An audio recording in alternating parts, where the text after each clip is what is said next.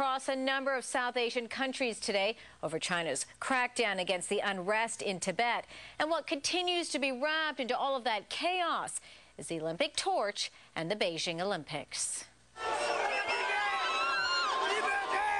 Despite heavy security along the route, officials had to snuff out the torch flame at least thrice as anti-China protesters tried to grab it and block the relay. Finally, after several delays, organizers decided to transport the torch on a bus to the relay's endpoint, where it arrived 30 minutes late. Police sources say 28 demonstrators were arrested. The Paris protests come a day after 37 people were arrested in London following a number of protests along the torch relay route there on Sunday.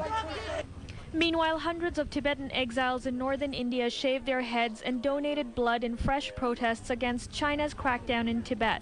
Several women were among those who decided to go bald as part of the peaceful protest, and a blood donation camp was also organized as part of the protests.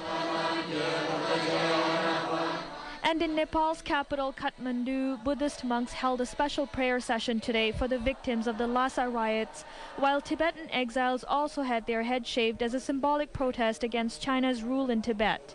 The reason of making us bald is all because of that we don't have any human rights in Tibet. Though we are human, we don't have human rights in Tibet. Tibetan exiles in Nepal have suspended anti-China protests because of the upcoming elections this week. The Olympic torch is due to arrive in San Francisco this Wednesday for its only North American stop. And as a sign of protest against its upcoming arrival and China's human rights record, pro-Tibetan demonstrators scaled the Golden Gate Bridge. Wearing harnesses and helmets as they made their way up the bridge cables, the protesters tied the Tibetan flag and banners with pro-Tibetan slogans written on them on the bridge. Rallies, vigils, and news conferences related to the torch's arrival have taken place in San Francisco almost daily for the past several weeks, and more are planned over the next 2 days. This is a city that has long stood for human rights and for freedom. And so we really feel this is a time when the people of San Francisco and when Tibetans in the area and supporters must take a stand for the Tibetans inside Tibet and oppose the brutal crackdown. In the meantime, the U.S. State Department says diplomatic security agents are working with the San Francisco Police Department to provide security for the arrival of the Olympic torch this Wednesday. Meanwhile, the Canadian government says Prime Minister Stephen Harper's absence from the Beijing Olympic Games opening ceremony doesn't represent an insult to China.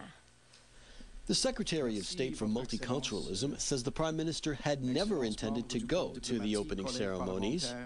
I don't recall, I stand to be corrected, but I don't recall any precedent of a Canadian Prime Minister attending the opening ceremonies for Olympics being held overseas. So I think he's actually observing the long-standing practice, and this is no innovation. Defense Minister Peter MacKay says the government hasn't ruled out a boycott of the Games, saying Cabinet hasn't yet discussed the matter. Inevitably, we'll be having discussions about it, but the Prime Minister's statement that he won't be attending is a signal of a personal decision that he's taken, but as far as a policy or something reflective of government policy, we have not taken that decision just yet. Meanwhile, NDP leader Jack Layton is urging the government to pressure China to begin talks with Tibet. Well, I think that there's a growing awareness now around the world, particularly as the torch moves from country to country. A lot more people are asking questions and trying to understand the issue in Tibet. The Prime Minister is urging China to take the international concern over human rights in Tibet seriously. It was an